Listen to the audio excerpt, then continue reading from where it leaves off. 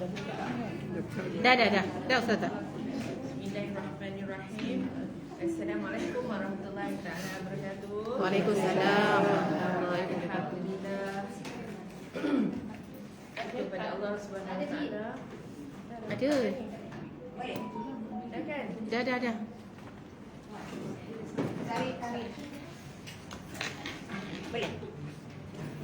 Depan ada. Oh, Allah, mak buyung lambatnya. Ni kosong Kak. Assalamualaikum.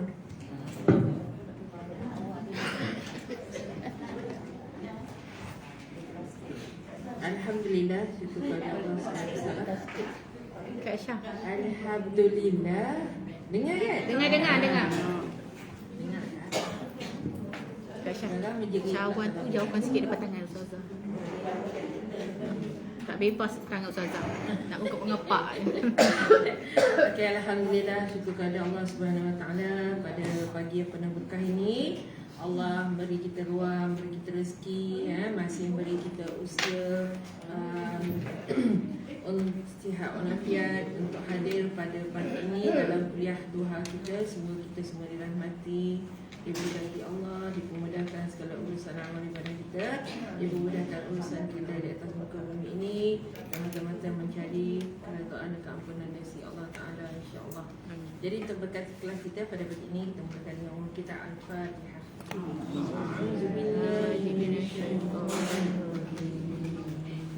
Bismillahirrahmanirrahim.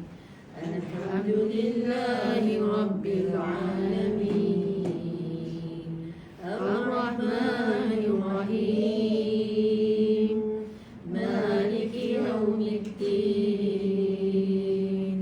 Iyyaka na'budu wa iyyaka nasta'in. Ihdinas siratal mustaqim. Siratal ladzina an'amta 'alaihim ghairil maghdubi 'alaihim waladdallin. Amin. Rabbi shrah li sadri wa yassir li amri wahlul 'uqdatam min lisani yafqahu qawli. Allahumma faqihna fid din wa 'allimna ta'wil. Rabbi yassir wa la tu'assir. Rabbi tamim bil khair. InsyaAllah ini doa kunut nazilah ni kita baca di hujung kelas kita, okey? Ya. Baik.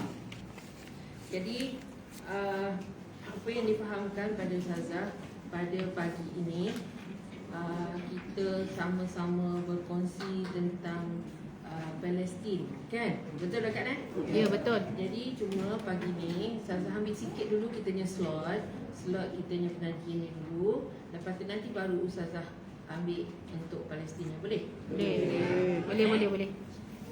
Sebab apa kelas kita ni hanya sebulan 2 kali kan? Nanti kalau tertinggal satu je dah lagi dah. Tak apa, boleh Okey, sebab mana yang minggu lepas kita belajar iaitu bahagian hak ibu bapa terhadap anak, betul tak? Jadi hari ini kita ambil pula hak anak terhadap ibu bapa. Betul? Okey. Betul tak Ustazah ajar yang minggu lepas hak ibu bapa terhadap anak ke anak terhadap ibu bapa? Apa Kak? Terbalik tu. Sama lah. Okey, anak terhadap ibu bapa. Hari ini kita masuk dalam tajuk iaitu hak ibu bapa terhadap anak. Okey. Al-Faqih Abu Layyah radhiyallahu anhu berkata, meriwayatkan kepada sanadnya daripada Abu Hurairah radhiyallahu anhu berkata, Rasulullah SAW bersabda yang bermaksud hak anak yang harus dilaksanakan oleh orang tuanya 3 perkara. Maknanya hak kita sebagai ibu, sebagai bapa pada anak kita. Yang pertama, memilih nama yang baik ketika lahir. Dulu masa anak kita lahir, kita sibuk cari nama yang baik. Seterusnya yang kedua, dia kata mengajarkan kita Allah, iaitu memberi pendidikan agama. pendidikan agama walaupun daripada kecil lagi macam-macam ni kan. Kita ajar dia baca berdoa makan. Baca doa dulu, baca bismillah dulu. Itu adalah kita mendidik anak kita tentang Islam. Okey? Lepas tu kita pun masukkan dia kelas Iqra' lah, kelas Al-Quran lah, macam-macam lah, sehinggalah dia dewasa. Yang ketiga, harus dikahwinkan jika telah sampai masa. Ni problem sikit kat kita. Kita kata layak dah anak kita ni kahwin, kan? Tapi anak kita tak nak kahwin, kan? Dan zaman sekarang lah kita tak boleh nak paksa anak kita. Tak boleh nak paksa anak kita kahwin. Sebenarnya bukan istilah paksa sebenarnya. Sebenarnya memang kita wajib sebenarnya. Wajib. Kan wajib untuk menyuruh anak kita berumah tangga apabila telah sampai masanya. Tapi jadi masalah sekarang ni, zaman sekarang kita tak boleh nak buat. Tak boleh nak buat, kan? Sebab bagi dia orang itu hak dia orang. Kan, itu hak dia orang. Salahnya kita juga. Sebab kita asalnya dulu kita ikut. Mana masa zaman sebelum kita, mak ayah kita ada bagi peluang tak kita nak cari sendiri? Tak ada, kan? Semua kita, mak ayah kita yang tentukan, dia yang carikan. Aku tak cari sini. Kita cari sini. Tapi kan, bila lepas pada zaman itu orang dah mula mencari berjari sendiri. Zaman kita pun kita cari sendiri. Tapi bila dah cari sendiri zaman kita, takkan zaman anak kita pula yang nak tentukan, memang tak jadilah, kan? Memang tak jadi. Cuma kita nasihatkan anak kita panduan-panduan untuk memilih pasangan. Okey. 4 perkara syarat dibagikan ke seseorang itu, iaitu yang pertama, jika isterinya solehah.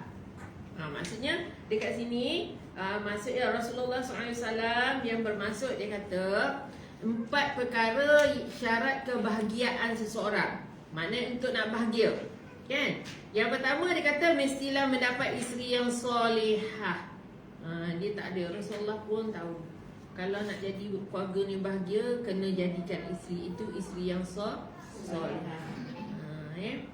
Kalau suami tak boleh nak didik isteri jadi solehah, jadi kebahagiaan itu akan terhalang.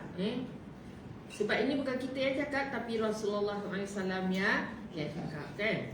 Yang kedua dia kata anak-anaknya taat kepada perintah Allah Subhanahu Wa Taala. Untuk nak dapatkan anak taat kepada Allah Taala ni, kenalah kedua ibu bapa dulu taat, betul tak? Lepas kedua ibu bapa taat, baru anaknya boleh taat. Kalau bapaknya, maknya tak solat, macam mana anak ni nak solat, kan? Okay, yang ketiga dia kata kawan-kawan orang yang soleh. Pastikan kawan-kawannya adalah orang-orang yang soleh. Dan yang keempat ialah apa dia kata ni? Perhasilan rezeki ni adalah di dalam perkara yang halal. Maknanya hasil rezeki dia adalah dari yang halal. Jadi 4 perkara ni sebenarnya adalah apa orang kata, tunggak kepada kebahagiaan. Sebab dengan isteri yang solehah itulah boleh melahirkan zuriat-zuriat yang soleh dan solehah. Dari isteri yang solehah itulah yang boleh menaikkan martabat suaminya untuk mudah masuk ke syurga. Betul? Sebab isteri yang solehah ni lah yang boleh menaikkan martabat suami kita untuk masuk syurga. Sebabnya isteri yang solehah, dia akan membantu suami dia untuk mentaati ibu bapa dia. Betul tak? Kan? Sebab kalau suami kita tu lebih ke kita je, dia tak taat pada mak ayah dia, berdosa tak dia? Berdosa. Sebab dia, sedangkan suami kita tak, syurga ni di bawah telapak kaki ibu dia, kan? Jadi kita ni kena upkan dia, supaya dia menjadi ahli syurga. Bukan kita hidup dengan suami kita, bila dah berkahwin kita nak suami kita ke kita je. Dia tak boleh.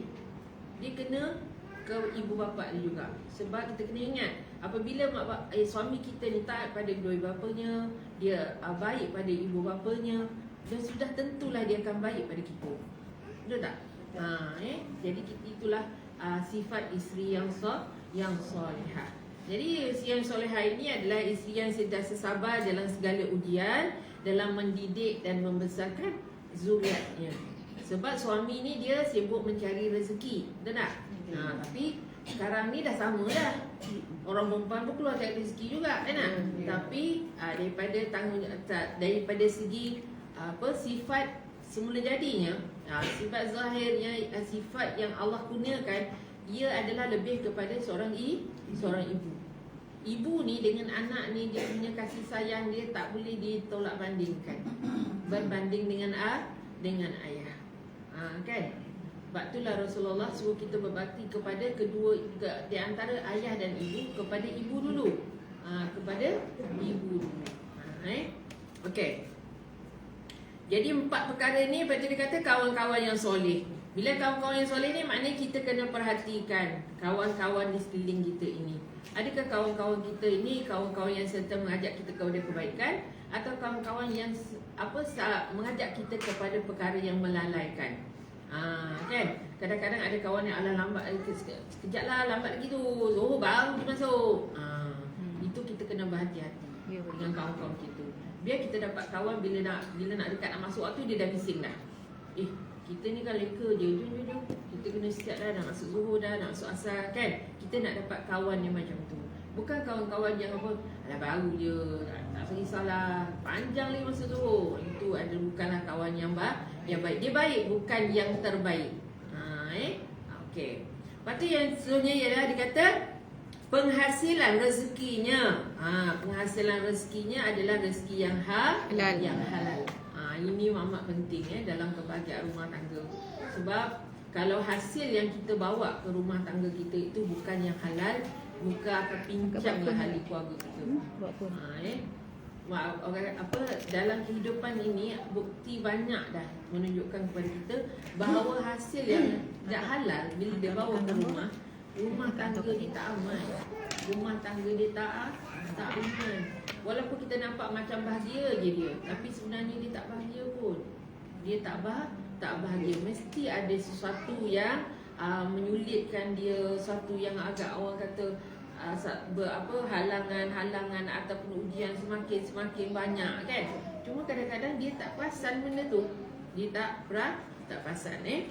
Okey. Sebelumnya dia kata Yazid bin Ar-Rashqi, iaitu meriwayatkan daripada Anas radhiyallahu anhu berkata, dia kata maksudnya 7 perkara berterusan pahala sesudah mati. Maknanya pahala kita ni selepas mati yang berterusan ada 7. Yang pertama, siapa yang membangunkan masjid, maka tetap mendapat pahalanya selama ada ruang sembahyang di dalamnya. Maknanya kita ni buat orang kata apa? Wakaf pada masjid. Sebab dulu orang selalu cakap bila masjid itu diguntuhkan, maka habislah pahala dia. Kita jangan cakap macam tu. Sebab yang nak membagi pahala tu adalah hak Allah.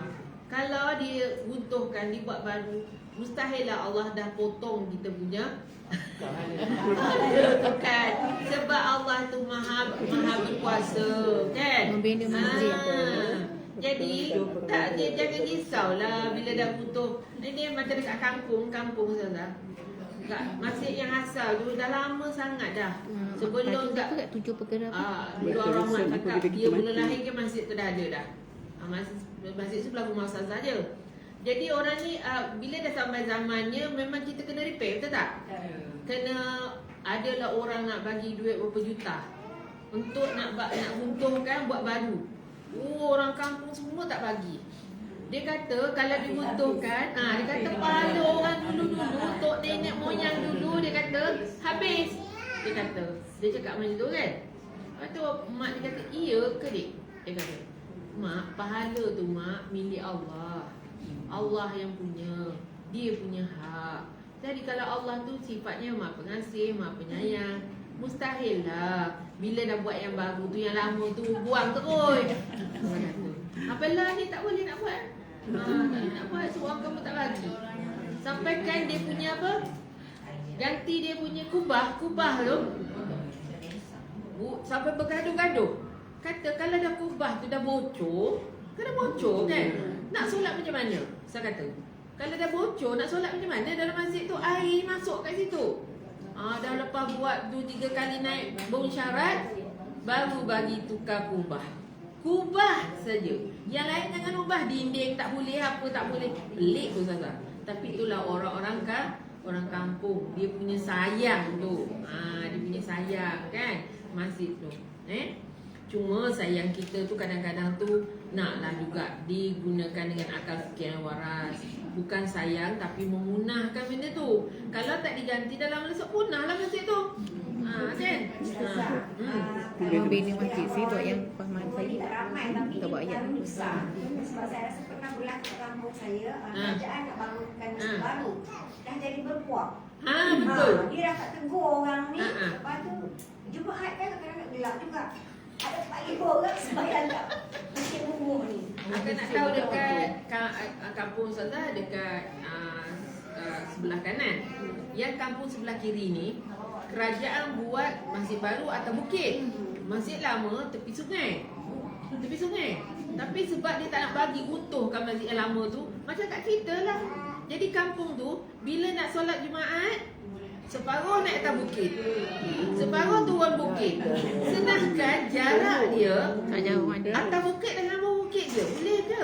Buat dua Jumaat? Tak boleh kan? Tak boleh. Sebab apa? Dia kena ada jarak dia. Dia kena ada jarak dia kan. Itu maknanya dia satu mukim lah tu. Bila satu mukim tak boleh nak buat solat 2 Jumaat. Jadi lama dah macam-macam hal dah, barulah sudahnya majlis daerah, majlis agama cakap macam ni lah. Kalau ada susah sangat minggu ni kat atas bukit. Minggu depan bawah bukit. Kena orang yang baru pergi nunggu masjid yang atas bukit. Orang solat kat bawah bukit. Jenuh nunggu manalah orang tak datang Jumaat hari ni. Rupanya tak tahu. Rupanya solat Jumaat ni bawah bukit sana, tepi sungai, jauh lah ke bawah tu kan. Akan menyusahkan orang. Kalau dah sampai masanya kita guna je lah yang baru. Yang lama tu hanyalah tinggal ke kenangan-kenangan. Boleh lagi digunakan untuk kuliah-kuliah ke. Tapi solat Jumaat kenalah naik ke masjid yang baru. Sebab masjid yang baru kelengkapan lebih sempurna. Lepas tu dia punya suasana dia pun aman damai. Ada aircon, ada apa semua kan. Jadi kadang-kadang orang-orang ni susah sikit kita nak cakap kan. Okay, itu yang pertama. Yang kedua dia kata siapa yang mengalirkan air sungai. Air sungai Tapi sayang kan sekarang ni banyak sungai dah ditimbus kan untuk nak buat projek. Kat kampung Ustazah tu depan rumah Ustazah sebenarnya ada sungai. Tapi dia tak ada sungai lah. Hobi dia orang matikan air tu. Matikan air tu dia orang tambak buat tanam kelapa sawit. Apa kena-menanya kan? Kalau sungai tu biar je lah tengah-tengah tu. Buat je lah kiri kanan di kelapa sawit kan. Kenapa nak buang sungai tu? Sebab kalau kita macam kita sayang sebab sungai tu banyak kenangan daripada kita. Daripada kita zaman kita kecil kan, air dia jernih. Dia bukan air dia keruh, air dia elok, bersih je pun air dia. Sebab atas pada ujung kampung kita orang tu ada air terjun. Jadi air tu bersih, sejuk je kan. Sayang tengok. Tapi dah tak ada dah sungai tu. Okey, dia kata orang yang mengalirkan air sungai selama ada air itu sama ada air itu diminum daripadanya ataupun tidak diminum. Maknanya ada sungai-sungai yang kita bela Lepas tu seterusnya yang ketiga dia kata siapa yang memiliki mushaf. Mushaf apa tu? Quran ia mendapat pahala selama ada orang yang membacanya. Macam contohnya kita hadiah pada kawan kita Al-Quran kan. Kita hadiah pada dia. Selagi dia baca, selagi tu pahalanya balik kat kita. Kalau dia tak baca, tak ada lah. Sebab dia kata dia kena baca. Kalau tak baca, disimpan dalam almari. Dia buat hiasan dalam almari kan. Ada orang gitu kan, dia buat hiasan dalam almari Al-Quran ni. Cantik je Quran dalam lemari. Kalau dah cantik ni bila bacanya? Baru Kan? je.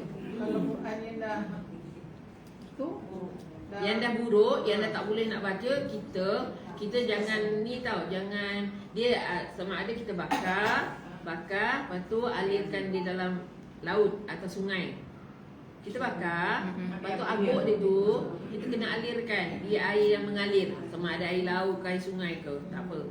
Jika sekiranya kita tak bakar, kita kena tanam. Kena tanam. Bakar, tanam. Maknanya abuk-abuk dia tu kita tanam. Janganlah bulat-bulat gitu kita tanam. Sebab nanti Jadi kita tak kabur. tahu tanam tu nanti orang korek ke, orang langkah ke kan. Jadi kita bakar dulu, serebuk dia tu kita tanam dalam tanah tu. Tak ada masalah. Sebab itu orang cakap apa, Quran buruk nak baca tak boleh, nak dibuang sayang kan. Tapi kalau sampai yang tahap memang dah tak boleh, macam Quran Al-Quran Imla'i, kita dulu sedikit Quran Imla'i kan, kita memang tak baca dah Quran tu. Jadi kita bakar lah, kita bakar, lepas tu jadikan serobok. Macam sebelum ni kita orang buat dekat kampung, kita bakar Quran tu dalam ton drum tu kan. Lepas tu kan dia jadi serobok. Dia jadi serobok, lepas tu kita bubur dalam satu bekas, pergi dekat dekat PD kan.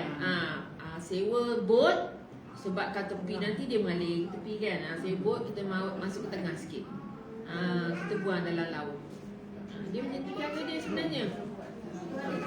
Tapi ada di Kalau tak pusat. pusat kata dia yang urus lah tu. Kalau saya kata tak boleh nak buat, boleh kat pusat pusat Al-Quran tu. Mesti kan. Rasanya Akademi Al-Quran tu diterima rasanya.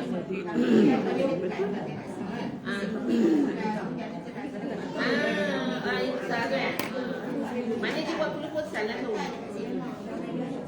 Sekurang-kurangnya tanggungjawab kita lepas. Daripada kita simpan buku kat kabut kan. Jadi bolehlah kita hantar. Masih ada kelas. Okey, yang keempat dia orang yang menggali perigi. Perigi. Selagi orang guna perigi tu untuk minum, untuk mandi semua, selagi itulah kita dapat pahalanya. Yang kelima, siapa yang menanam tanaman selama dimakan oleh orang atau burung. Lepas tu kita tanam pokok, niatkanlah. Kalau pokok ni nanti berbuah kan, biarlah binatang ke nak makan ke, orang ke nak makan ke, kan. Jangan ditebang pokok-pokok ni. Kadang-kadang kita berumur dengan monyet, Ustazah. Ya, monyet sama lah. Contohnya kat rumah kan tinggal kan, rumah kampung tak ada orang. Maknya pokok-pokok keliling tepi rumah tu, pokok royan lah, pokok rambutan, segala pokok lah ada. Bila balik minggu ni, okey nampak lah ada buah. Pergi depan balik tinggal kulit dekat bawah. Ya. Tak ada rezeki dia lah kan. Tapi Umi Ar-Rahmat dulu dia suka cakap dengan monyet tu. Dia suka monyet tu, ada monyet tu datang banyak-banyak kan. Ngejakan dia tangan, dia cakap monyet tu, "Monyet," dia kata, "ini kan buah rambutan ni Allah punya kurniaan, Allah punya rezeki." Dia kata, kau dengan aku sama je." Mak cakap, "Jadi kita kongsi-kongsi lah monyet." Jangan pekan. Dia kata monyet tu lah. Monyet tu, Mak cakap apa? Bila mak cakap dengan monyet tu, dia kata monyet tu genung kat mak. Tak ada faham. Kita tak tahu lah kan. Dia orang kata kongsi-kongsi lah monyet. Aku pun ada nak cucu nak makan, macam nak cucu kau juga makan. Dia kata sial nak cucu aku balik, buah tak ada kan. Tapi agaknya betul kot. Dia faham ke tak tahulah. Lepas tu dia tak datang dah. Dia tak datang dah. Terdapatlah anak cucu mak ni makan buah hutan merah lah, hutan kuning lah, hutan budak sekolah lah macam sebab banyak pokok. Tapi mak durian lah kan. Durian, ayam ke. Ni buah Orang tua tu lasak, ayam buah je. kuku kan semua ada. Dapatlah menghasil. Tapi ni dah Ar-Rahmat dah tak ada. Rumah tinggal kan. Lepas tu saya cakap dengan suami saya, abang cakap dah dengan monyet tu. Abang kata apa? Tak ada kuasa abang cakap dengan monyet tu. Tak ada, dulu Ar-Rahmat buat macam tu, abang. Itu dia gelak-gelak-gelak. Adik Ustazah tak berani sebab monyet dia besar. Ya. Dia kalau orang perempuan, dia agah ni. anak Ustazah kena sekali dia sajalah kan. Dia kata, apa ni, dia kata Atin nak ni lah mak, nak anak alau. Dia kata lah kan. Dia kata berhati-hati, monyet-monyet sini besar ke bang. Kali dia keluar, dia bawa lah kayu satu. Dia bawa kayu satu, belum sempat kayu tu. Dia dah kena kejar dulu, dia kena hagah dulu dah. So perempuan dia macam tu. Monyet tu kawin, perempuan dengan lelaki kan. Jadi maksudnya, kalau macam kata buah tu dimakan dengan binatang, jangan sumpah-sumpah binatang tu. Maksud itulah. Itu rezeki dia kan. Okey, yang seterusnya dia kata, siapa yang mengajar ilmu yang berguna selama dikerjakan amalan tersebut oleh orang yang mengajarnya. Tak kisahlah ilmu memasak ke, ilmu menjahit ke, ilmu Iqra ke, ilmu Al-Quran ke, ilmu berzanji, tak kisah ilmu-ilmu yang baik-baik ni, selagi orang tu amalkan, apa tu orang ni pula amal-amal sambung, selagi itulah pahala kita tidak berputusan. Tidak putusan okey. Sebab tu kita jangan kedekut ilmu. Jangan kedekut ilmu. Kita ada ilmu sikit sampai pada orang. Dia nak dengar, dia nak dengar ke, dia tak nak dengar ke, itu belum pada dia. Tapi tanggungjawab kita dah selesai dah. Okey. Yang ketujuh, orang yang meninggalkan anak yang soleh. Ni dia. Yang mendoakan dan membaca istighfar baginya, yakni jika mendapat anak lalu diajarkan ilmu dan Al-Quran, maka ayahnya akan mendapat pahala. Ibu dan ayahnya akan mendapat pahala itu. Anak itu melakukan ajaran-ajaran yang telah diajarkan kepada anak tersebut. Maknanya, sebab itulah kita kalau macam anak kita kecil-kecil dulu, kita jangan terus serah ke orang.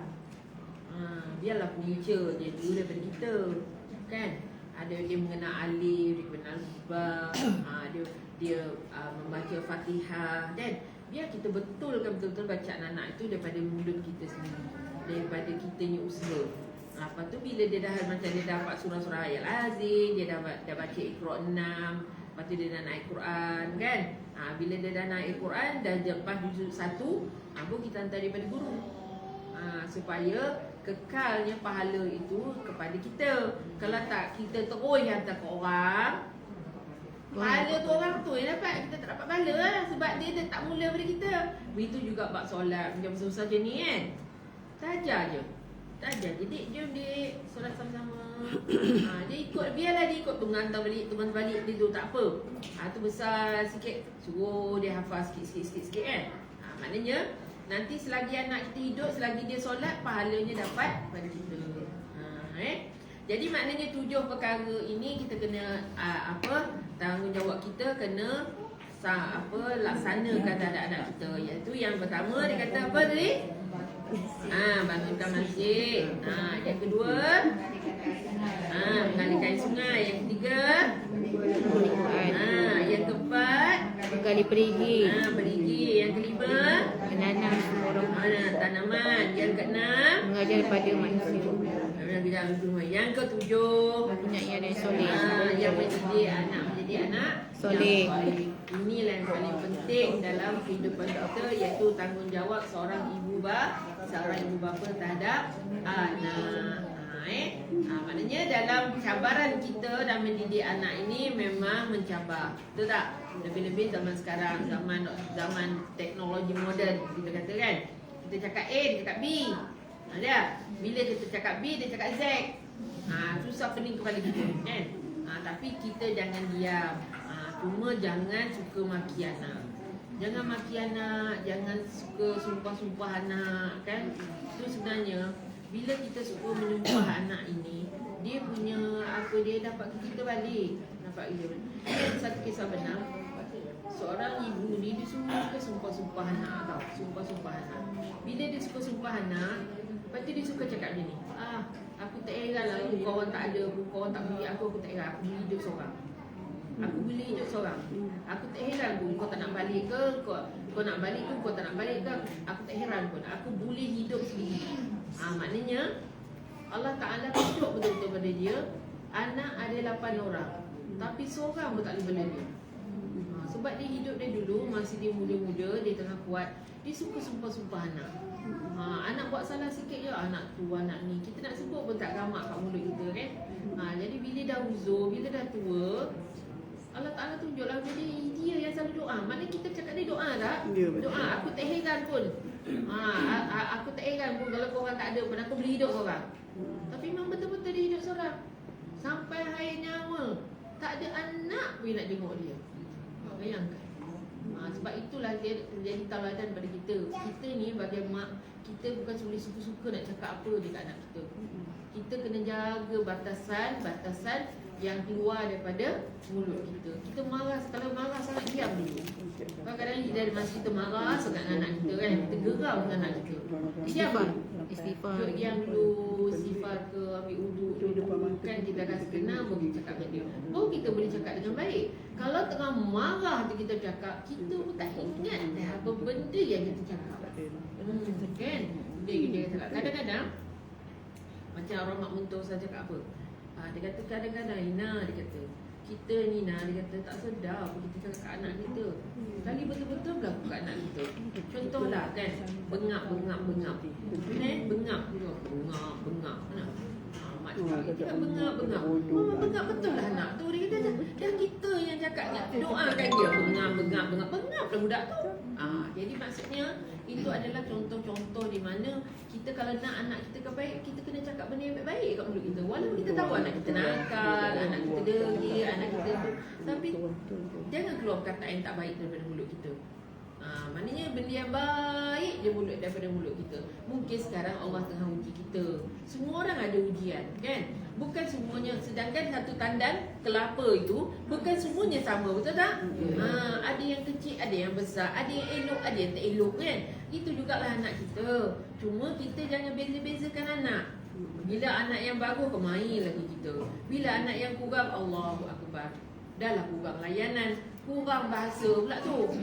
Kan? Ada kadang-kadang sampai kadang ada yang mengadu, dia kata gini, kata sabar je lah. Doa je lah.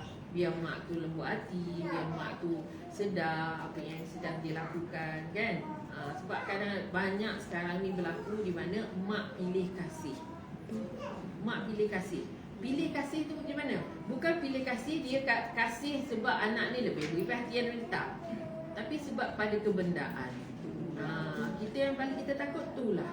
Kita membezakan anak sebab benda. Anak yang ni bagus, anak yang ni tak bagus, tak. Sebenarnya anak tu semua daripada perut kita, betul tak?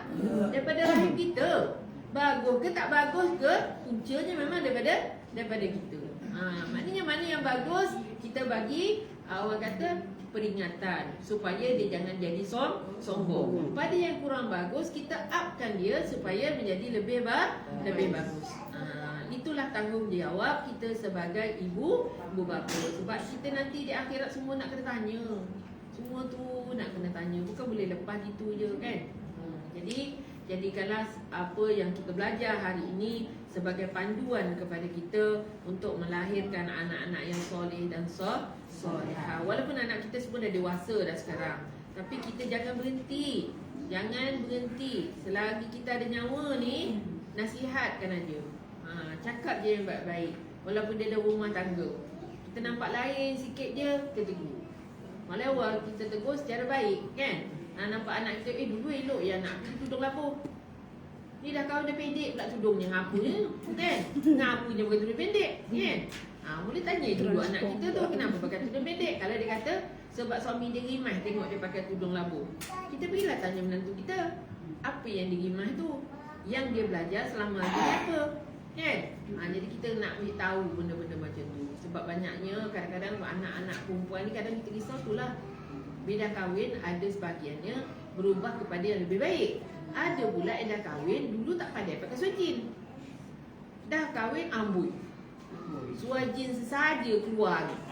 Jadi maknanya kita jadi macam apa sikit lah kan. Maknanya benda-benda macam tu tanggungjawab kita lagi tu. Sebabnya kita kena ingatkan, kena apa orang kata perbetulkan selagi boleh. Bukan kita ni nak campur, tapi kita rasa nanti satu hari nanti benda tu akan datang pada kita juga. Okey, boleh? Boleh. Jadi maknanya tanggungjawab dia anak pada ibu bapa dengan tanggungjawab ibu bapa kepada anak sama tak banyaknya. Sama. Sebab tu kita kena bekerjasama dengan anak-anak. Anak-anak dengan baik, barulah kita dua-dua tanggungjawab ini dapat selesaikan dengan baik, insya-Allah. Okey, ada soalan tak? Ustazah. Kalau kita dah didik anak kita baik lah kan. Lepas tu dia bertemu jodoh kan, kahwin. Tapi bila dia dah temu jodoh, dia dapat suami yang tahu apa, tak berapa pandai agama, mengajar, pukul apa semua tak hormat. Tu macam mana kita nak buat? Dia selalunya macam ni Kak. Kadang-kadang kita ni ada yang orang yang memang diuji macam ni. Anak dia okey je masa dengan dia dulu, kan? Tapi selepas dia berumah tangga, dia dapat pasangan yang orang kata pasangan yang amat menguji dia. Amat menguji dia. Macam ni. Cuma kita sebagai ibu ingatkan je anak kita ni, jangan kita hilang pertimbangan. Masa hilang pertimbangan tu kita pula terikut dengan dia. Dia kasar, kita lagi kasar pada dia pula. Maknanya kita cakap dengan anak kita ni, kita lawan aja dengan kasar, lawan dengan lembut. Bila kita lawan kasar dengan lembut, lama-lama nanti dia akan lembut. Tu jangan cakap dengan anak kita, jangan lalai doa banyak-banyak. Doa banyak-banyak. Apa tu, usahakanlah macam air ke, buat dekat air untuk suami ni. Macam-macam lah. Sebab kadang-kadang itulah ujian kita sebenarnya. Kita kena ingat, Allah takkan uji anak kita kalau kita tak mampu. Cuma kita kena bendung anak kita supaya anak kita jangan terikut dengan perangai suami dia. Itu je. Baik kita pula sebagai mak mentua, pak mentua, ada masanya mungkin kita kena campur juga. Sebagai orang tua, nasihatlah kan. Orang kata mana yang boleh kita nasihatkan. Katalah kita nasihat dia. Kita kata contoh, Amir, ni mak boleh tak mak cakap sikit kan? Mak nak cakap sikit gini, Amir tu dah jadi suami pada anak mak, ayah pada cucu-cucu mak. Jadi kalau boleh, biarlah yang terbaik pada anak mak, pada cucu-cucu mak ni. Kalau kau sendiri tak boleh nak berlaku baik, macam manalah kau nak dapat nak jadikan isteri kau ni orang yang baik, anak-anak kau yang baik. Betul tak? Sebab apa? Anak-anak ni dia tengok apa yang mak bapak dia buat. Bila dia tengok kasar lah dia. Kalau dia tengok mak ayah dia lemah lembut lah dia, kan? Jadi kita mana yang mampu? Tapi kita memang tak boleh Kak. Kalau misalkan kata menantu kita lah yang macam tu, kita hanya mampu nasihat je. Nak cakap apa lagi kan? Itu terpulang daripada dia. Dia nak dengar atau tak nak dengar kan? Kita pun sama juga. Jangan lupa doa. Kadang-kadang macam arwah mak mentua dulu, dia juga ada diuji dengan menantu yang macam tu. Dia minta penawar kan. Dia minta penawar. Mula dia buat sendiri. Dan lama dia kata mungkin ikut, dia kata kena cari kat lain. Minta lah dekat guru agama kan. Dulu ada tabib, kita panggil tabib minta kat situ. Alhamdulillah lah, daripada orang kata rupanya judi ni dia juga sebenarnya macam setan sebenarnya. Dia bersetan tau. Benda-benda yang baik, benda tak elok ni sebenarnya bersetan. Jadi benda-benda bila bersetan, kena rawat dia, baru dia boleh baik. Jadi bila dirawat dengan ayat-ayat yang ada baca Al-Quran, semua ayat-ayat yang dia perlu isteri dia amalkan kan. Tapi alhamdulillah dia punya kelakuan tu, benda yang tak elok dia buat tu semua dia tinggalkan. Tapi makan masa lah, bukanlah sehari dua, makan tahun juga. Baru benda tu dia lupa daripada hidup dia. Kalau tak tu dia benda asyik ni bukan senang. Macam orang merokok, kan. Bukan senang nak suruh dia berhenti merokok gitu je. Susah nak suruh berhenti kan. Tapi caranya lah dia kena bantu juga dengan ayat-ayat Quran, dengan penawar, ayat-ayat penawar. Betul. Banyak je yang ada ustaz-ustaz dia boleh buatkan. Tapi satu lagi lah pula, kena bantuan daripada pasangan dia juga. Pasangan dia kena kuat doa dia, lepas tu usaha dia, jaga makanan, kat makanan tu apa dia nak baca. Kan? Kan kita doa-doa lembu hati semua tu kan. Kita boleh baca dekat makanan, dekat minuman dalam rumah kita tu, supaya satu keluarga kita minum air tu. Mungkin berkat doa kita, usaha kita, Allah akan izinkan. Dia macam itulah. Okey. Ada soalan?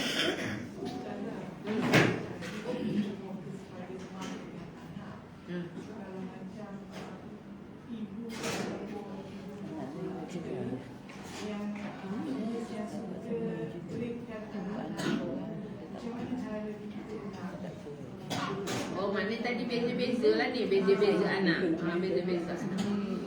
Dalam kes beza-beza anak ni kan, dia memang rumit sebab yang buat tu mak kita.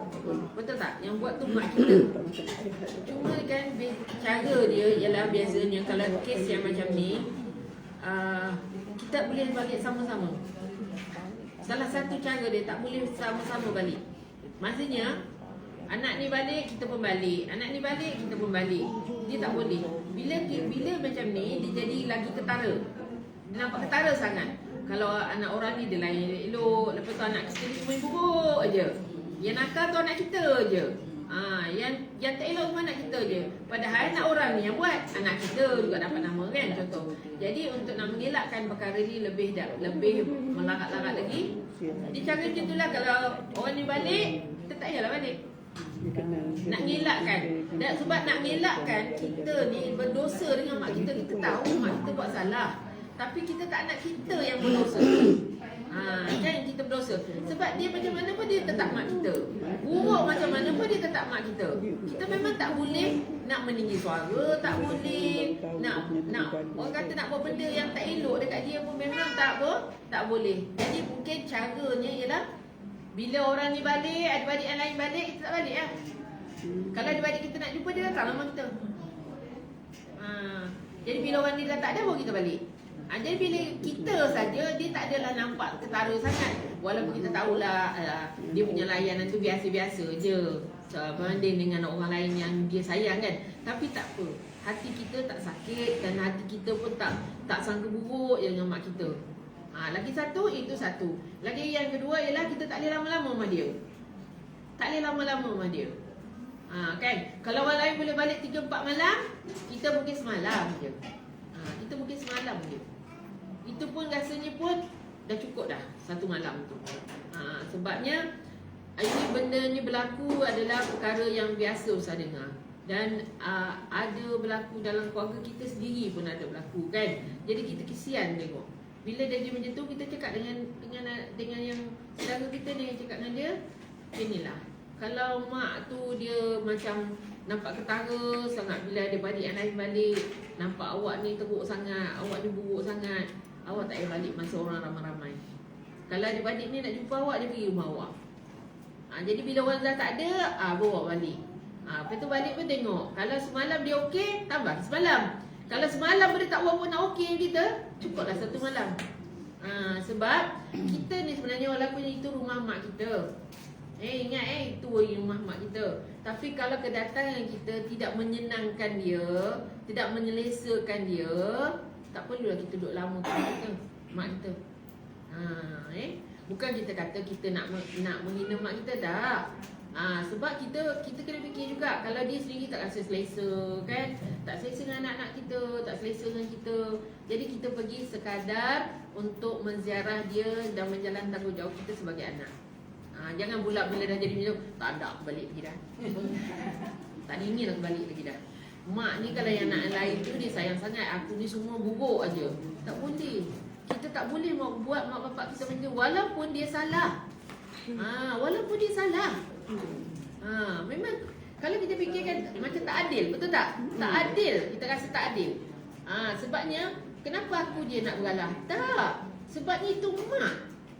Buruk tu yang Nabi kata, buruk macam mana pun mak kita, itu dia tetap mak kita. Kita kena hormat dia. Dan kita yang kena banyak beralah dengan dia, dan kita yang kena banyak bersabar dengan dia. Kalau kita ikut hati kita, memang kita tak balik dah. Tak balik dah, betul? Nak balik macam mana? Kita je yang tak elok, anak-anak kita je buruk. Boleh kita balik ke? Tak boleh balik kita. Tapi bila fikir balik, Buruk macam mana pun dia mak aku. Tak ada mak aku tu tak lahir aku ke dunia. Mungkin aku tak ada anak pun, kan? Tapi dan sebenarnya dia lahirkan kita, membesarkan kita, sehingga kita ada rumah tangga kita sendiri, ada anak-anak kita sendiri. Dan kita didik anak-anak kita supaya tidak membenci nenek dia. Jangan kita jadi batu api pula pada cucu-cucu kita. Pada anak-anak kita kan. Luar tu memang macam tu. Janganlah gitu. Kita cakap je dengan anak kita, dah, Wan tu dah tua. Biasalah orang tua.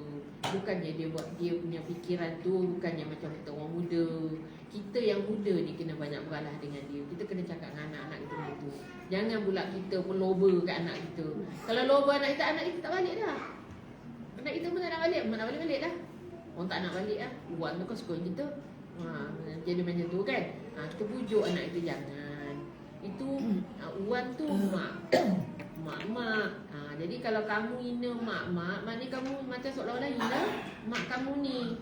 Jadi lama-lama dia tak adalah, dan dia balik. Tapi tak ada lama lah dia balik. Balik sekejap-sekejap itu kan. At least kita didik anak kita supaya tidak membenci orang tua. Walaupun orang tua tu nampak tak sayang kat dia, nampak tak kisah kat dia kan. Sebab ini biasa berlaku sebenarnya. Kadang anak anak yang bongsu punya lah dia sayang. Segala benda dia simpan untuk anak bongsu dia. Sampai ke tempat tidur pun anak bongsu ada tempat tidur khas. Yang kita gelempang lah tidur corok mana je kan. Dia ada.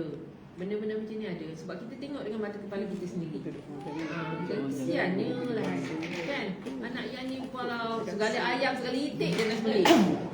Kawan dia balik, tengoklah apa yang dia kat dapur tu. Makanlah apa yang ada. Jangan kita jadi macam tu. Sebab kita fikir nak bezakan macam mana. Budak tu keluarnya daripada mana? Perut kita. Betul tak? Yang bagi susu dulu siapa? Kita.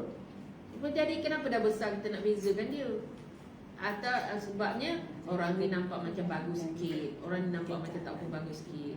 Tu yang kita cakap, tu saya cakap tadi. Anak ini walaupun dia satu rumput, bukan boleh semuanya sama sifat dia kan. Mungkin orang ni nampak macam kasar. Ada anak kita kan nampak macam kasar je, tapi hati dia lembut. Hati dia lembut. Dia mudah tersentuh. Yang ni nampak lembut je, hati keras. Kan? Hati keras ingat Allahu Akbar. Kalau dia kata lah. Dia jadi maknanya anak ni tak sama. Okey, kalau tak ada apa, jadi kita ambil sikit masa untuk hari ni. Kita bercerita tentang saudara-saudara kita yang sekarang sedang diuji di Palestin. Di Palestin. Sekarang ni banyaklah kita dengar daripada orang-orang yang, macam mana kita nak cakap, orang-orang yang tak ada, senang cerita lah, orang yang tak ada ilmu lah. Dia boleh cakap macam ni. Sebenarnya dia kata, kalau tak jadi perang pun, tak ada pun orang Palestin tu kena seksa, anak-anak semua kena seksa. Sebabnya dia kata yang jadi puncanya Hamas. Dia cakap kan Hamas. Tapi dia tahu tak kenapa Hamas serang Israel? Sebabnya ialah 2 hari sebelum peristiwa peperangan ini, penyerangan ini ialah Arab Saudi dia nak datang ke Israel untuk nak buat penggabungan. Bayangkan Arab Saudi datang nak bergabung dengan Israel untuk nak memunahkan Palestin. Jadi Hamas takkan dia nak duduk diam je. Jadi sebelum sempat perjanjian itu dimentangkan, dia orang serang dulu. Tu yang tak jadi tu. Kalau tak, Arab Saudi dah buat gabungan dengan Israel tu. Ya, ini kisah benar ni. Israel bergabung dengan Arab Saudi. Bayangkan. Sebab negara-negara yang di sekeliling Palestin ini sekarang ni adalah sekutu dengan Amerika. Sebab itulah dia orang tak ada langsung ambil peduli pun apa yang berlaku kat Palestin kan. Khas-khasnya di semenanjung Gaza. Ni dia orang pun macam dah tak ada macam tak ada hati perut dah sekarang ni. Lantaklah nak mati ke, nak apa gelempang ke, nak bergibu ke, nak mati ke. Sedangkan ini Palestin ini bumi Islam, bumi orang Islam. Jadi yang sekeliling dia ni negara Islam lah, negara Islam. Tapi semua dah kena cucuk hidup. Sebab itulah jangan, kalau kita dengar orang cakap Hamas sejak pasal dia pergi serang Israel itu, kenapa? Dia tak tahu Hamas itu serang Israel sebab dia nak mengelakkan berlakunya tadi pergabungan di antara Arab Saudi ni benua yang besar kan, bergabung dengan Israel. Hamas ni kita tahu tak kenapa nama Hamas, tentera Hamas ini asalnya ialah daripada seorang lelaki yang bernama Hamas. Dia daripada lahirnya memang dia cacat. Dia membesar di atas kursi tapi dialah yang pencetus semangat kepada semua anak-anak muda Palestin, rakyat Palestin supaya berkuat, bertahan daripada serangan Israel.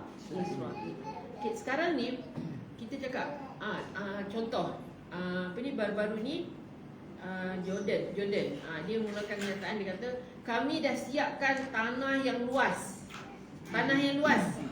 luar daripada Palestin untuk orang Palestin duduk kat situ supaya aman damai kat situ. Tak ada siapa yang nak kacau, tak ada siapa yang nak seksa kanak-kanak, tak ada siapa nak seksa orang perempuan. Tapi dia kata kenapa orang Palestin tak nak? Sebab dia takkan tinggalkan bumi Palestin ini. Dia akan berjuang habis-habisan sama ada menang ataupun mati.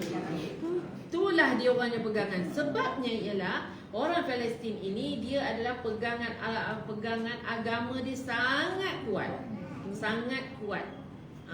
Sangat kuat. Bagi dia orang biar dia mati daripada dia meninggalkan bumi Palestin. Lepas tu dia orang sanggup. Kita tengok orang perempuan sana bukan macam kita, lembik-lembik, lembut-lembut. Tak ada.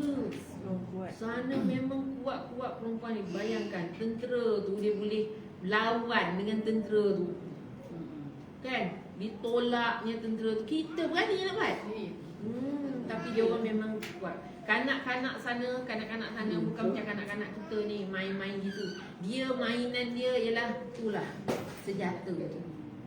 Senjata daripada kecil lagi dah bersemangat untuk nak ni. Sebab orang sana, orang Palestin, dia tidur, orang perempuannya dengan pakai tudung, dia siap pakai stokin, dia siap semua. Sebab kanak-kanak siap pakai kasut semua. Sebab dia orang ni bila-bila masa dia kena lari. Dia orang bila-bila masa tak tentu masa. Malam ke, tengah malam ke, pagi ke, subuh ke, tak kira. Maknanya dia orang hidup bukan macam kita. Bukan kita lah agaknya. Sehari bukan tudung dah gelupur kita dah. Dia dah panas tak ni pula dengan tudung, dengan bajunya, jubahnya yang tebal tu, dengan kasut, stokin lagi. Tidur macam tu. Maknanya bila cabut lari, tahu tak ada nak sibuk cari-cari ni kan. Cari-cari tudung apa ke, tak ada. Itulah dia hidup dia orang kat sana sekarang ni. Baru-baru ni ada isu di mana seorang ibu ni dia cakap kalau dia macam kisah masa zaman Nabi, kalau dia ada anak lagi, dia kata dia nak suruh anak dia berjihad. Sebab dia kata anak dia 3 orang dah habis, suami dia dah habis. Dia kata kalau lah dia ni boleh, dia kata dia nak pergi sekali. Tapi dia kata dia tak ada anak dah, tak ada, nangis dia tak ada anak dah, nak hantar untuk nak berjuang, nak mempertahankan Palestin. Sebab Palestin ini pertama dia orang nak menjaga Masjid Al-Aqsa, betul tak? Masjid Al-Aqsa. Dan juga di Palestin ini adalah bumi anbiya, para anbiya. Nabi Ibrahim, Nabi Nuh, Nabi Daud, Nabi Sulaiman, Nabi Isa, kan? Dia asalnya, kita ingat tak Maryam ibu kepada Nabi Isa. Dia di Palestin. Masa tu dia sedang mengandung dan dia dalam keadaan kelaparan. Ingat tak dia yang digoncang pokok? Dia berada di Palestin. Jadi di bumi Palestin ini adalah jasad-jasad nabi, para nabi ada dekat sana.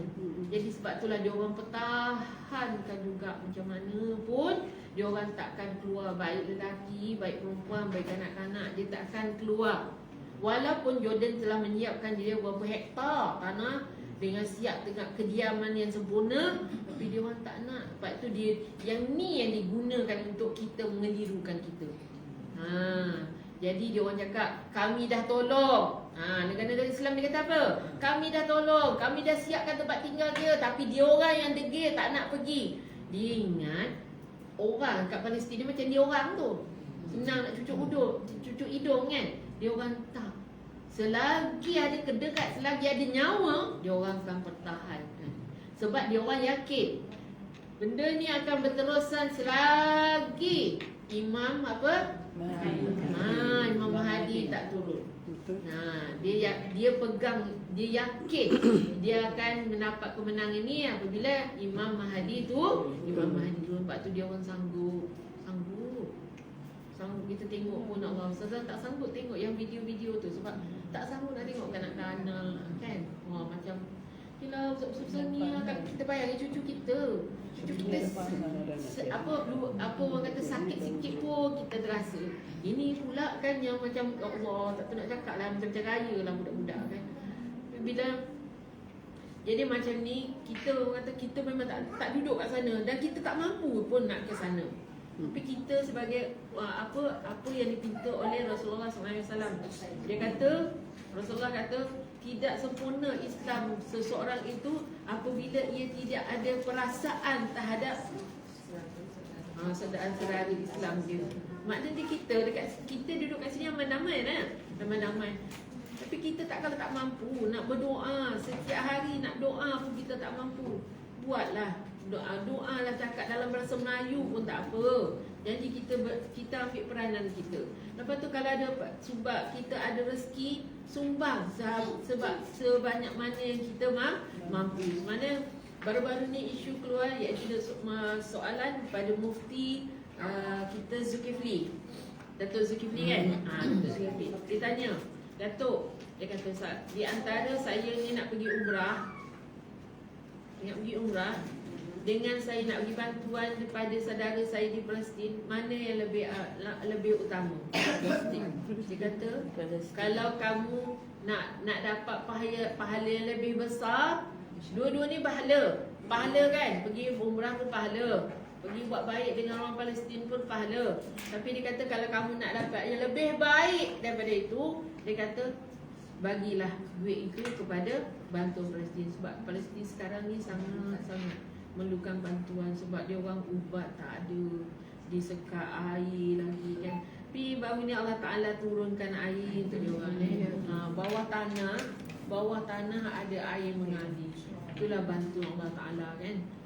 Jadi maksudnya kita kalau adalah duit, adalah benda yang kita boleh sumbang, kita sumbanglah. Macam ada program-program kan, buat bagi je sumbangan tu. Jangan berbelah bagi. Sebab kita tak mampu nak berjuang, tapi kita mampu tolong mana yang kita daya, supaya besok kita di akhirat nanti Allah Ta'ala tak petikai kat kita lagi dah. Jangan kita duk suka je. Kadang-kadang pelik orang ni cakap, alah, memang dia orang ni daripada dulu gitu, suka bergaduh. Sedap je mulut cakap. Dan bangsa memang bangsa degil, bangsa tak kerti bahasa. Ya Allah, yang kau nak cakap itu saudara kau. Yang maknanya sama tak kita dengan Israel ni tadi, menghina saudara kita sendiri dah. Allah. Tu mak Ustaz kata memang orang kata tak apa, eloknya dia tu campak kat sana. Biar dia tahu kan, biar dia rasa kan. Kita geram bila orang cakap macam ni. Tak habis. Kan? Senangnya lah cakap. Apa ni nak apa dia kata saja cik pasal. Aku tak tahu kedudukan sebenar. Sengsaranya dia orang di sana, bagi dia orang bukannya pasal masalah untuk nak dapat kedudukan atau kuasa. Tapi saat sekarang ni dia orang pertahankan Islam. Dia pertahankan Islam. Itu yang sebenarnya yang tu. Sebab Israel ini memang Yahudi. Yahudi, kita bayangkan Yahudi kalau dapatlah negara tu, apakah jadi pada Islamnya? Habis semua. Sekarang kita tengok Mekah, Madinah, bila dapat pemimpin yang sekutu dengan Amerika, sekarang orang tak tutup aurat dah bersepah dah. Dekat Madinah, dekat Mekah. Dulu tak boleh masuk kan? Dulu masa sebelum sekarang Raja Salman kan? Sebelum Raja Salman ni memang tak boleh. Memang tak boleh. Bangsa, orang kata bangsa Yahudi, kita kata kafir lah senang kita. Kafir ni tak boleh masuk ke tanah suci. Tapi sekarang ni bersepah. Yang baru-baru ni kawan saya pergi tugas, dia kata dia punya kas nak pensan, dia kata. Dekat Masjid Nabawi tu, dengan perempuan pakai seluar pendek, rambut mengembang, dia kata, ya Allah. Dia kata, saya rasa nak pensai nah, dia kata. Sedih sangat saya rasa, dia kata. Sebabnya dia kata di situ ada jasad Rasulullah kan. Tapi dia orang memang sekarang dia orang. Tapi kalau di antara tanda-tanda kan, tanda-tanda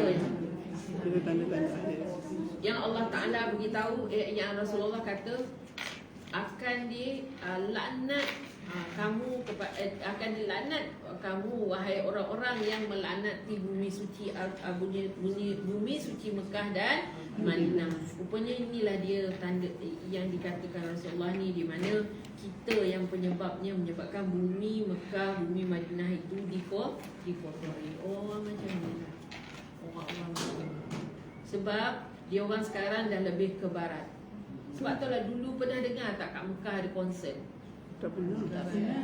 Konsert Korea, konsert Hindustan.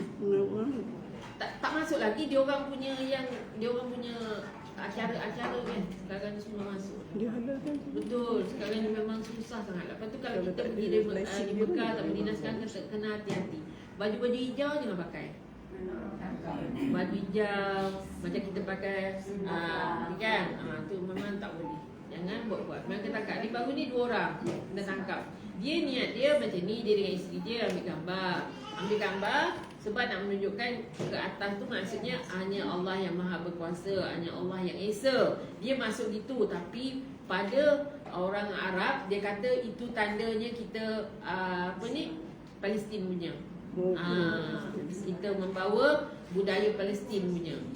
Jadi kena tahan dia suami isteri. Dah lah kawan ni tak kerti cakap bahasa Arab. Kena tahan.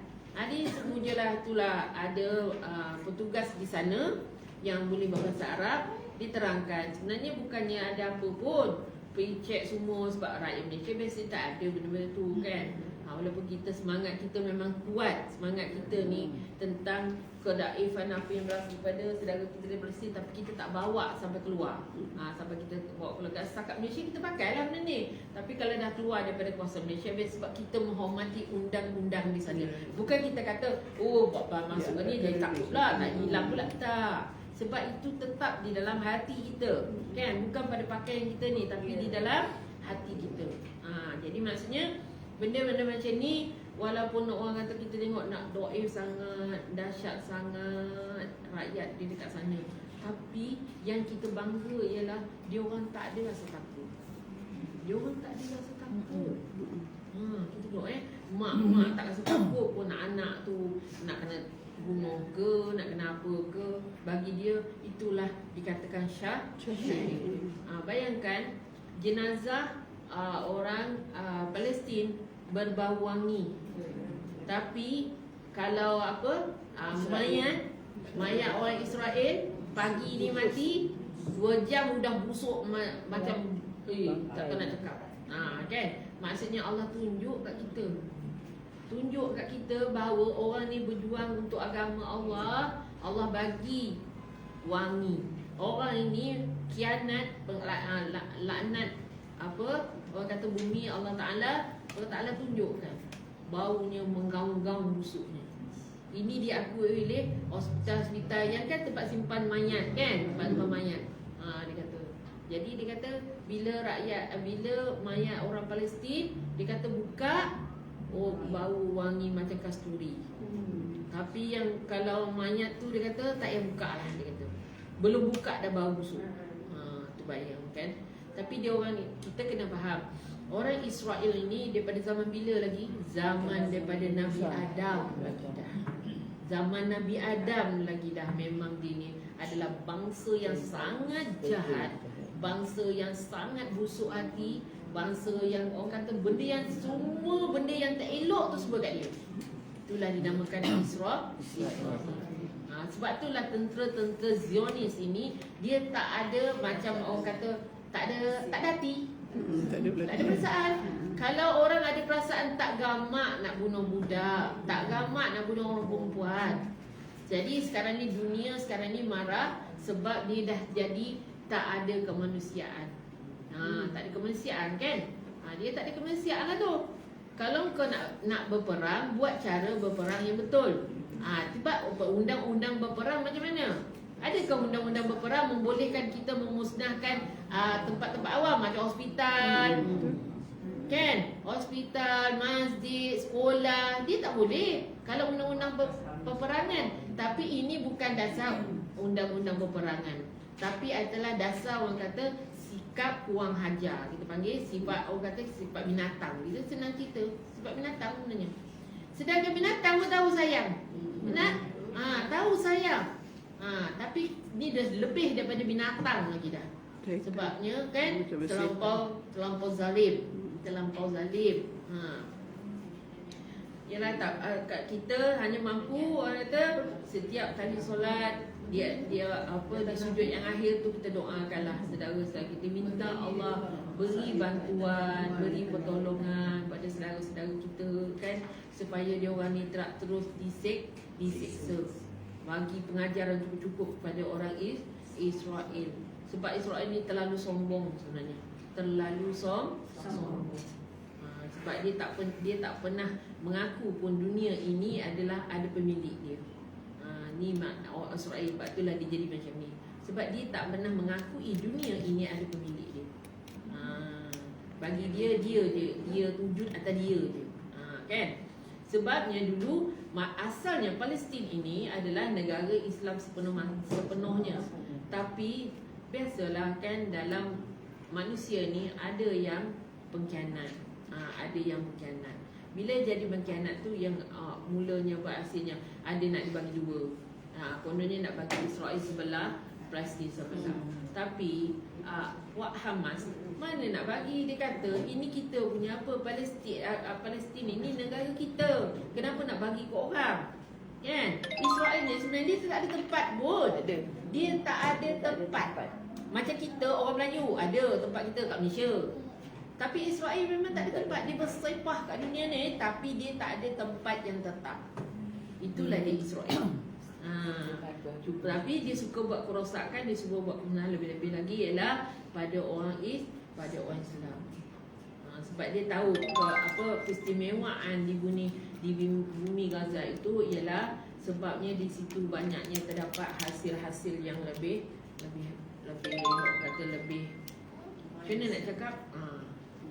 Dia tahu bumi Palestin ni keistimewaan bumi Palestin ni. Tapi sebabnya ialah sebab kesombongan dia, kebodohan dia. Tu kita senang cerita lah kan. Dah sombong bodoh pula tu. Kalau dah sombong bodoh, sebab itulah dia dah tak nampak dah manusia tu boleh dibezakan. Manusia yang lemah, manusia yang kerdil, manusia yang kuat. Tu dah dia panggil sombong bodoh kita panggil. Itulah sebabnya baru-baru ini Lubnan mengeluarkan kenyataan, dia kata Israel ini megah pada kata-kata saja. Sebenarnya dia kata dia adalah manusia yang paling bodoh, manusia yang paling pengecut. Sebab dia kata manusia bodoh dengan pengecut je yang tak mengenal kanak-kanak dengan wanita. Kan? Dia nak bangga apa? Dia nak bangga apa? Dia dah bangga dengan kata-kata dia sebenarnya. Tapi sebenarnya dia adalah pengecut. Kan? Kalau orang tak pengecut, dia tak bunuh kanak-kanak. Dia takkan bom hospital. Dia takkan bom sekolah. Betul tak? Tapi sebab dia ni sombong bodoh kita panggil. Sombong bodoh sebab dia jadi macam tu. Jadi kita sebagai apa? Dalam hati kita mesti ada semangat. Semangat juang kita walaupun kita tak berjuang kat sana, tapi kita berjuang dekat sini ialah dengan cara banyakkan menghantar ayat-ayat. Contohnya surah apa? Yang paling mudah lah yang lazim Al-Fil. Al-Fil tu setiap hari lepas solat tu baca 11 kali. 11 kali. Itu surah Al-Fil itu adalah surah di mana kita boleh memunahkan, kita boleh melemahkan tentera-tentera kafir. Al-Fil tu. Tu sebab itu sumpah Allah Taala. Alam tara kaifa fa'ala rabbuka bi ashabil fil. Tu. Kita baca setiap kali lepas solat baca 11 kali. Kita niatkan, ya Allah, bantulah saudaraku, ya Allah, kau hancur musnahkanlah, ya Allah, tentera Zionis yang kau laknat. Sebab tentera Zionis Israel ni adalah apa orang kata Israel yang Allah laknat. Ya Allah bagi pelajaran pada dia. Okay? Kita hantar je. Kita baca hantar. Kita baca hantar. Itu adalah salah satu daripada orang kata kita mengambil tanggungjawab. Mengambil tanggungjawab. Okay. Jadi tak ada apa lagi dah. Kita nak ni, kita ambil pula yang bahagian doa, iaitu ada kan dekat masing-masing kertas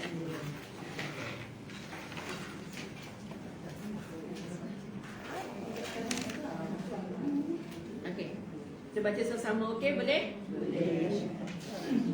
Bismillahirrahmanirrahim. Alhamdulillahirabbil alamin. Wassalatu wassalamu ala sayyidina Muhammadin wa ala alihi wa sahbihi ajma'in.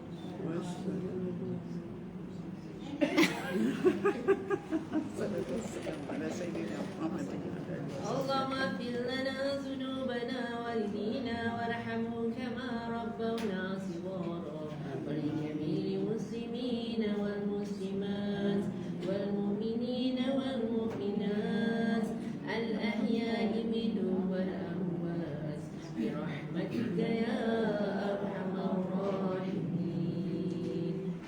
Allahumma inna naj'aluka laka fi nuhur.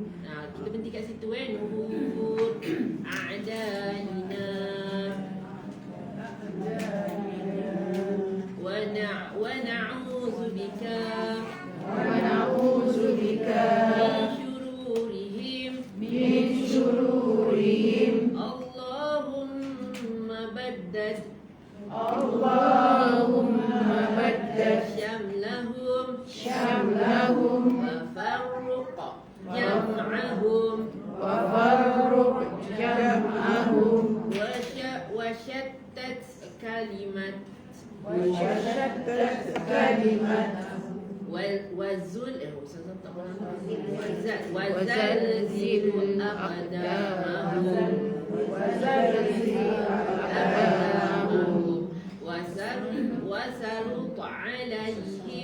wasalut alaihim kalbam min kilabika ya qahhar ya jabbar ya muntaqim ya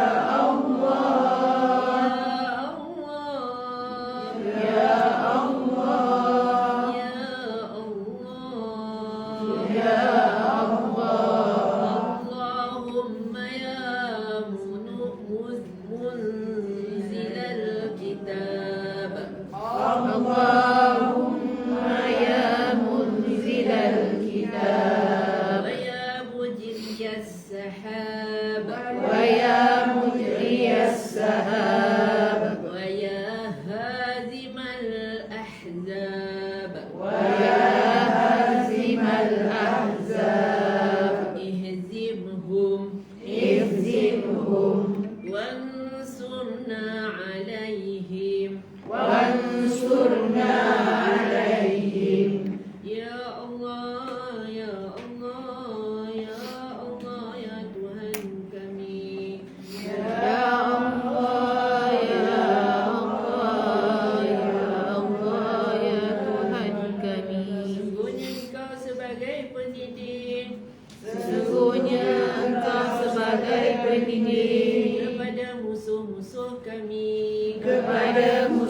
musuh kami, dan kami berlindung kepadamu dan kami berlindung kepadamu daripada kejahatan mereka.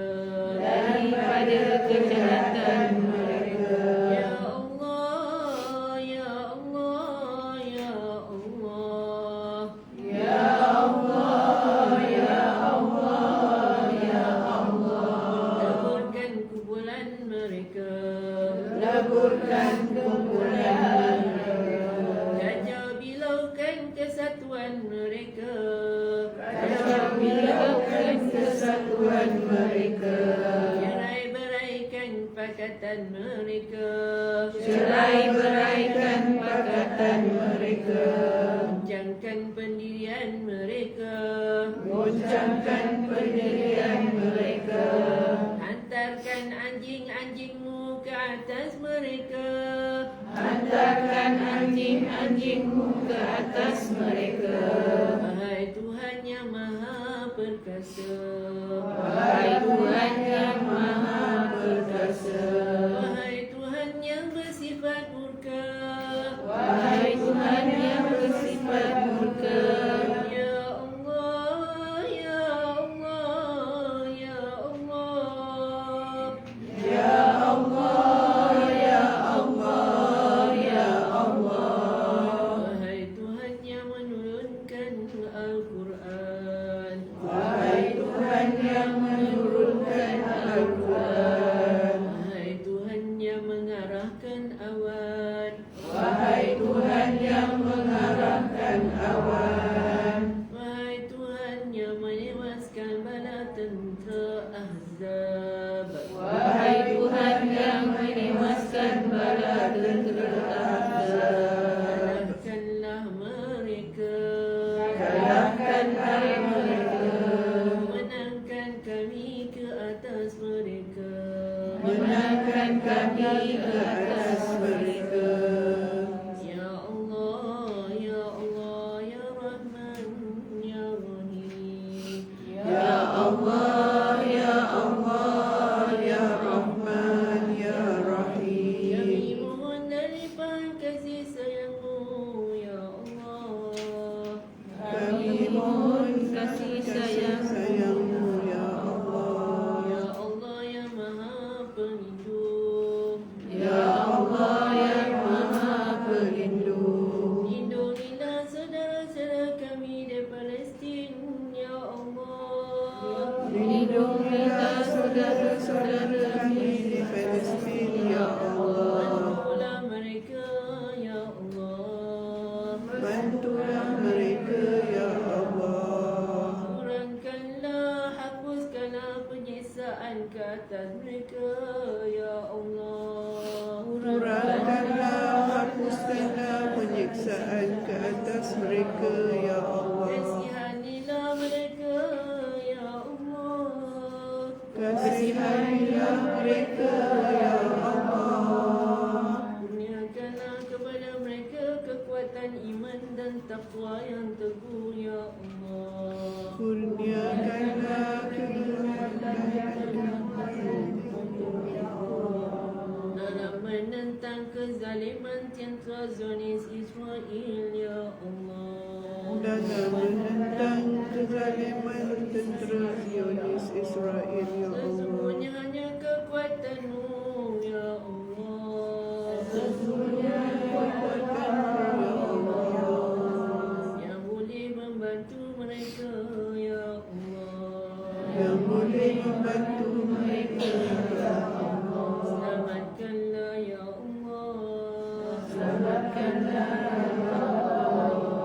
Bumi Anbiya, ya Allah. Bumi Anbiya, ya Allah. Daripada dikuasai, Daripada dikuasai, dijajahi, dijajahi, dimusnahi, dimusnahi oleh tentera Zionis Israel yang Kau lanati, ya Allah.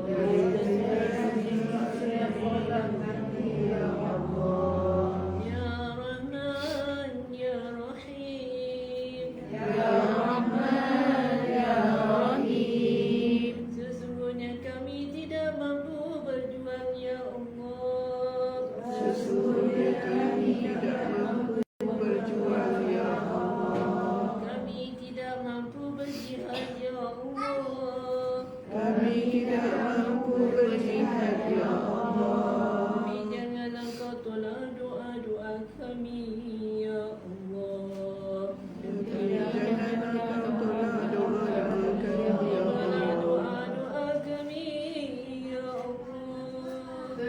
terimalah doa-doa kami ya Allah. Tanda kasih sayang kami ya Allah. Tanda kasih sayang kami ya Allah. Terhadap saudara-saudara kami di Palestin ya Allah. Terhadap saudara-saudara kami di Palestin ya Allah. ربنا تقبل منا صلاتنا وصيامنا وقيامنا وتخشعنا وتضرعنا وتعبدنا وتمم تقسيمنا يا أرحم الراحمين. ربنا ظلمنا أنفسنا وإن لم تغفر لنا وترحمنا لنكونن من الخاسرين. ربنا آتنا في الدنيا حسنة وفي الآخرة حسنة وقنا عذاب النار وقنا عذاب النار وقنا عذاب النار. وصلى الله على سيدنا محمد وعلى آله وصحبه وبارك وسلم. سبحانك رب العزة عما يصفون وسلام على المرسلين والحمد لله رب العالمين. تقبل الله منا ومنكم InsyaAllah kita bertemu lagi di masa akan datang. Jadi saya sudah dengan wabillahi taufiq wal hidayah. Assalamualaikum warahmatullahi wabarakatuh.